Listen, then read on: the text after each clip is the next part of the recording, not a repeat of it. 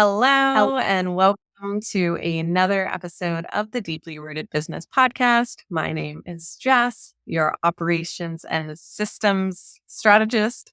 I'm here with my lovely co host, Rachel, our marketing gardener, ecosystem cultivator,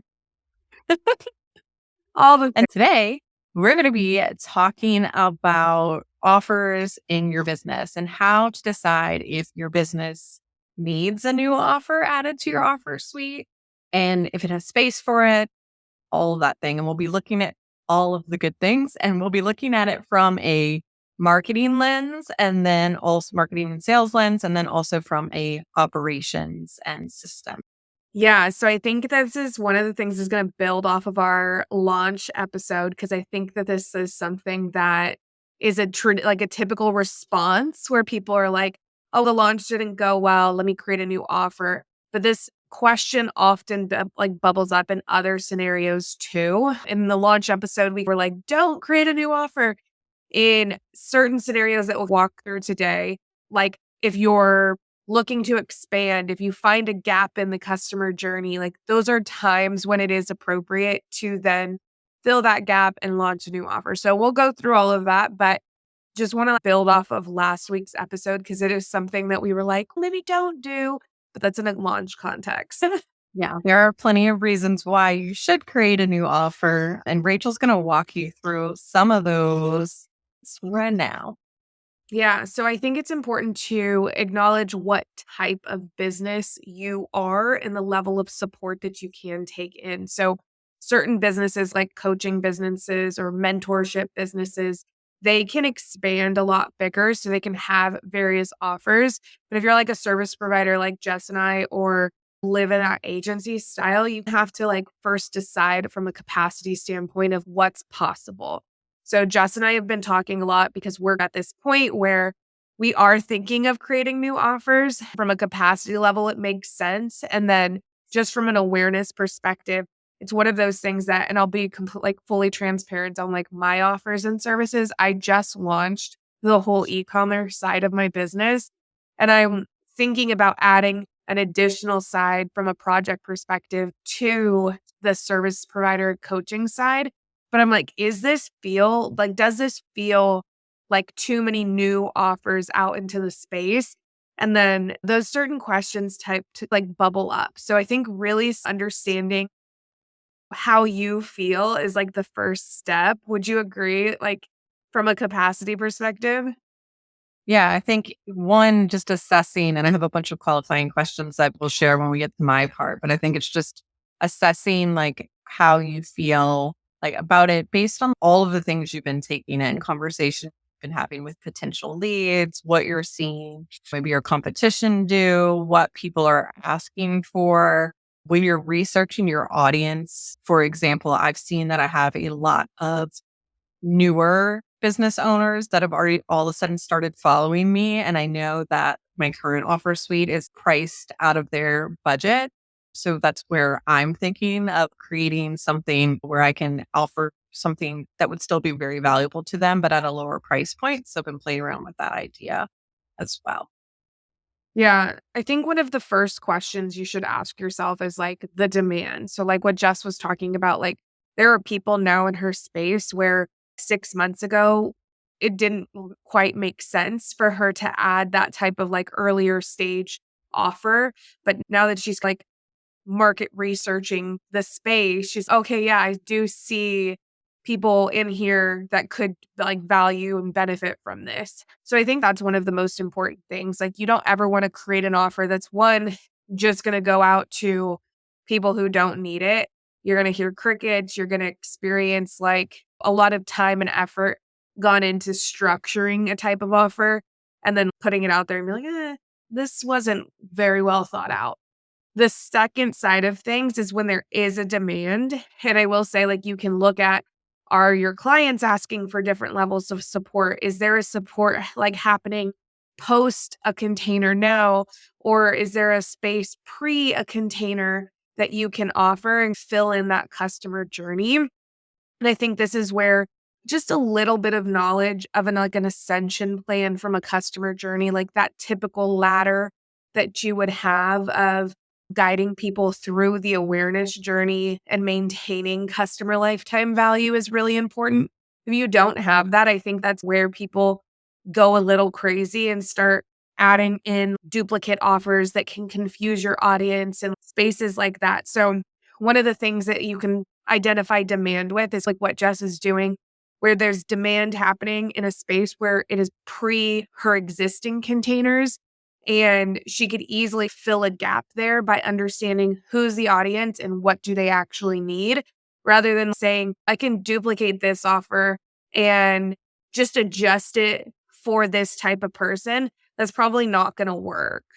Yeah, I think it's such a weird dance of trying to find like where you're serving those clients really well, but you're also not creating something new for every single person that comes to you based on what their budget and unique needs are, because then you're never going to be able to. I always say, like, once you've qualified them as far as revenue or where they're at as far as like business growth, those are the things that I'm looking at. How big is their team? Knowing which offer bucket like they would fit into best.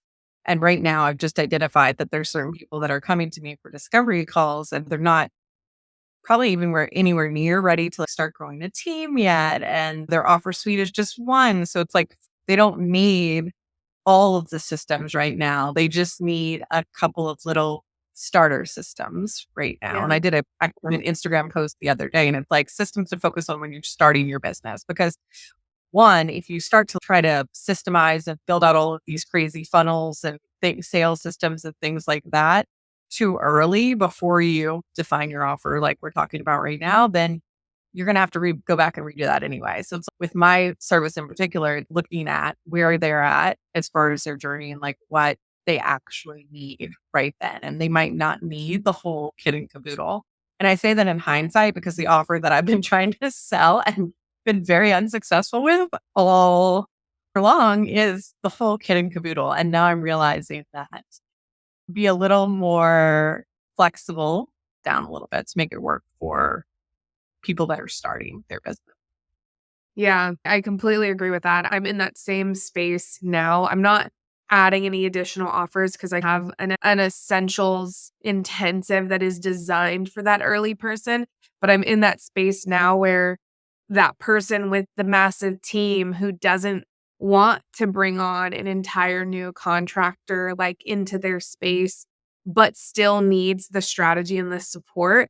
I've identified that gap. So it's almost like the flipped version of yours where I can see the support, I can see the demand, I can see the gap in my customer journey, and I'm just trying to position it perfectly so that they can see the value in it and understand that this one-time investment could make so much more sense in their business than bringing me on full-time. Would I love another retainer? Sure. But sometimes, like, people don't need 3 months of me. They just need 60 minutes, 90 minutes, or whatever that looks like. So then another reason we say that you might need a new offer is that maybe the percentage of your primary offer is slowing down and you might need to add something to increase that. Do you want to talk a little bit more about Yeah, and that? even just from a diversification standpoint, you never want your entire income to be, I think it's called like the percent to total of what that offer is for everything in your business. So let's say my done for you retainer is 95% of my business. If something were to happen to me or I want to go on vacation, that is impacted by that. So diversification in your offer suite is really valuable from a place of you can do projects, you can do paid resources, things along those ends to break that up so that you're not entirely reliant on that. Sometimes it does work in certain people's businesses. I always like to reduce risk where I can and really serve different areas. But from a business smarts perspective, if it doesn't require a lot of you, or if something comes, let's say like a trademark, something happens, you have to shut down, let's say a membership that's your entire business. There are certain things that you should have structured so that it's not entirely on that risk. So that's one thing that if you start to say, oh, all of my business is coming in from this particular package, how do we diversify this to reach a different audience, fill a different need, and then also grow or reduce the risk there. Gotcha. So this is a question that just came up while you were talking. Maybe it's do you just, throw in the towel on an offer? Because we said don't change your offer after your first launch. What's the point where you're like, I need to change this? Or do you think it's a point, or is there certain criteria that you would tell me to look at if I'm thinking about either just completely abandoning an offer or pivoting it to be something else? I always think there is something to take from an offer that you could easily remove it entirely, change the price point, and just sell that. I think there are certain, and especially for yours and my package, like we have this kind of like smorgasbord of like services that we do all in one retainer. And someone may come to us and they're like, well, I don't actually want this, I just need that. Like, I'll use my newsletter strategy as an example. Some people just want me to execute and they're like, I'll tell you what to post. I'm like, that's not really how I operate. Like, I do the strategy, I come in, I tell you how it works within your marketing calendar.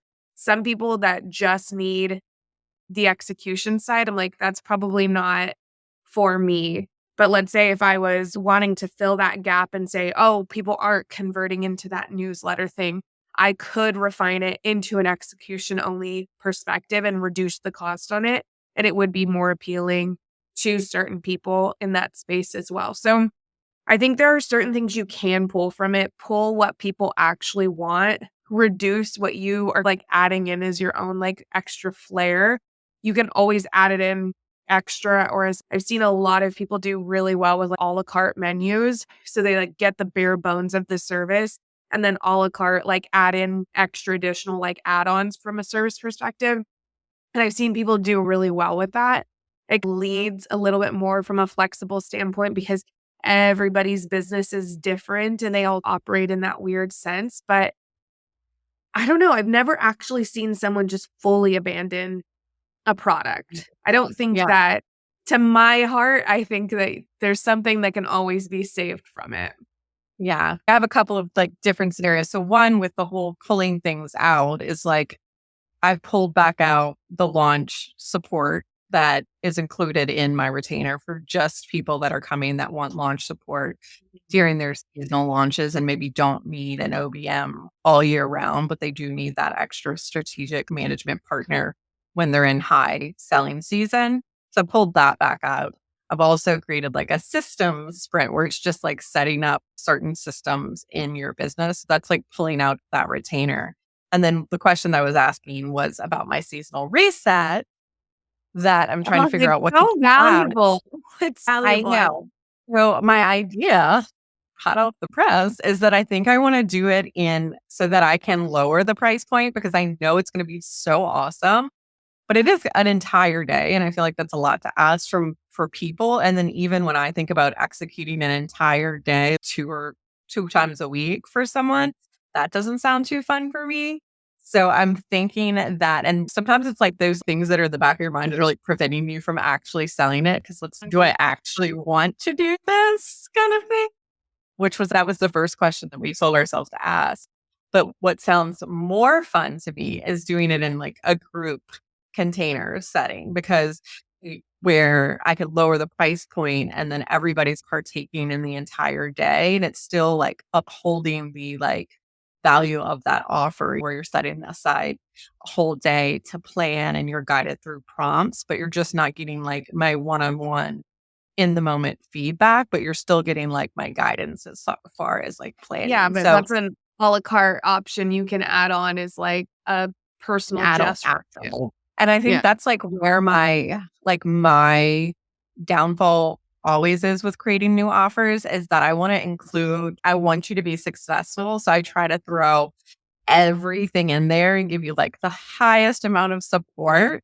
But what sometimes happens or would actually do happen because one of my recent discovery calls was like, oh, I'm so overwhelmed. It's because like I was telling her like the literally 50 things that I was going to do with this Yeah. like one package that she was purchasing. And it was just too much to even process at that point. Where if I would Mhm. like pull it out and do it piece by piece a la carte, that would probably be a lot more digestible from a budgeting standpoint from her, but also just less overwhelming standpoint. So that's been one of my big learnings about myself and my business is because I'm used to always, my business is always a retainer. So it's always everything. So I've been really struggling trying to figure out like these like little bitty packages where I could still get results as well. Yeah, and I think these questions are important to be, like, having with yourself. Like, I've seen so many people, and I've even done it myself, where you go forward with it without asking those questions, and then exactly like what you're saying, there's something in the back of your mind that, like, prevents you from actually selling it with, like, full conviction, and when you've flushed out a lot of these, like, self objections of being like, "What happens if 4 people book in the same like week? Can I mentally handle that? What happens if this and this?" Like really asking yourself that stuff. And like when you flush it out, like you have more confidence to then turn around and sell it because you've had the hard questions and have gone through those certain areas. So I think it's really important. I think a lot of people waste so much time when they just bulldoze through and just set up new offers and then turn around and be like, oh, actually, this isn't valuable to anybody. So I would say, like, in the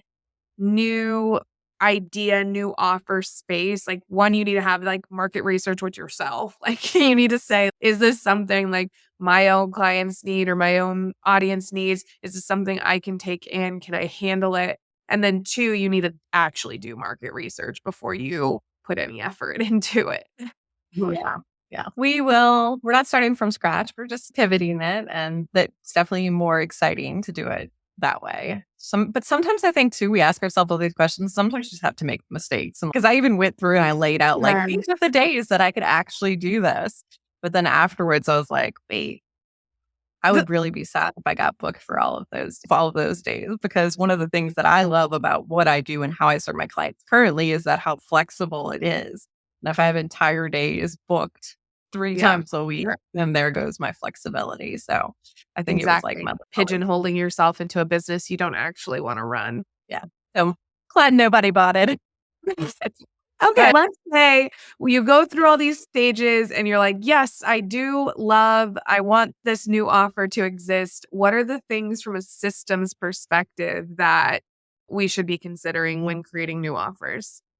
yeah, so I think, especially because I work with a lot of visionary, very creative entrepreneurs. So I think a lot of times when you have a new idea, you just want to hit the ground running and start putting like it in that, putting, uh, taking action to bring it to life.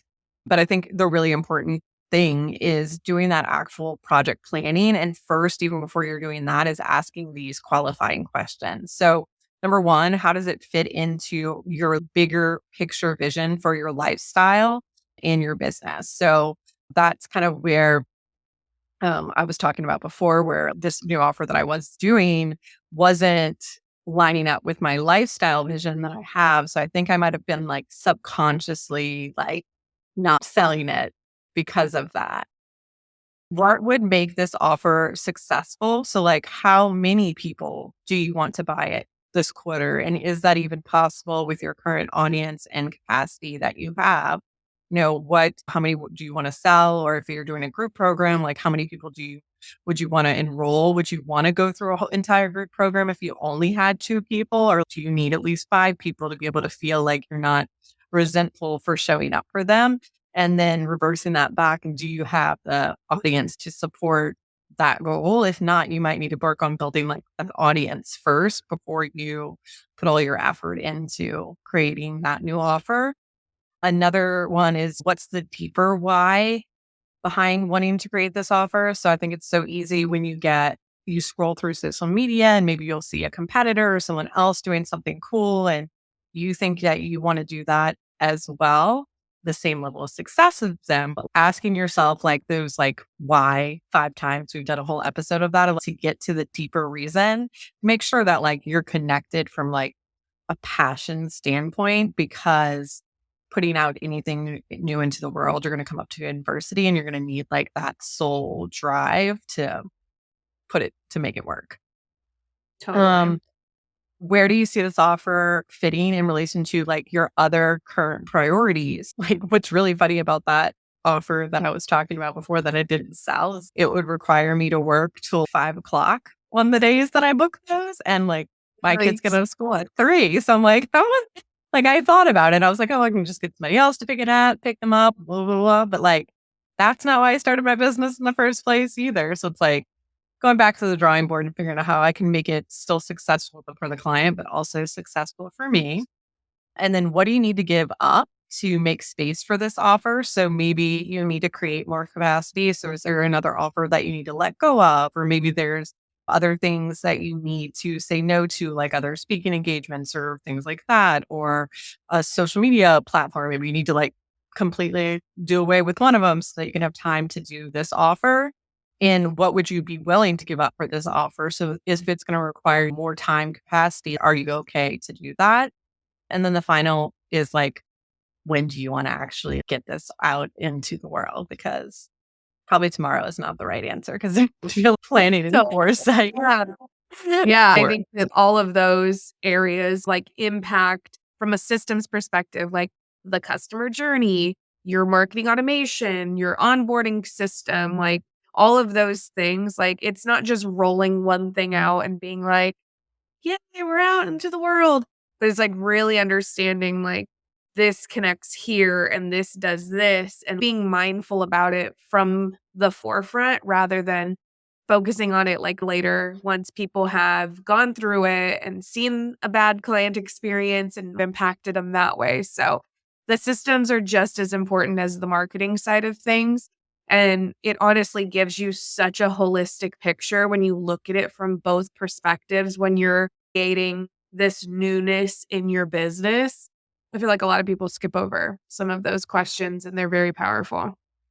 yeah. But I think too, just like creating a new offer isn't just like putting it onto like a sales page or a checkout page. So there's so much as far as like the what happens after they get onboarded and how does the actual experience lay out that I think sometimes people don't figure that out until they've actually sold one. And Yeah, that's no fun. exactly. Exactly. All right. Anything else you want to add before we wrap up? I do not. Wonderful. I hope that this gave you clarity to the listener of if you're ready for a new offer, how to approach it from a marketing perspective, what systems questions to ask yourself. And then you can be honest with yourself of I don't have capacity, not thinking about doing this. Put it in your idea parking lot. I don't know, have we done that episode yet about the idea parking lot? We have not. I think Oh, that's next episode where we're going to talk about systems for self-care. Yeah. so bookmark that, put it in your ideal parking lot, and then we'll get to it when it's time to reassess business goals and all of that. But yeah, until next time, we're rooting for you.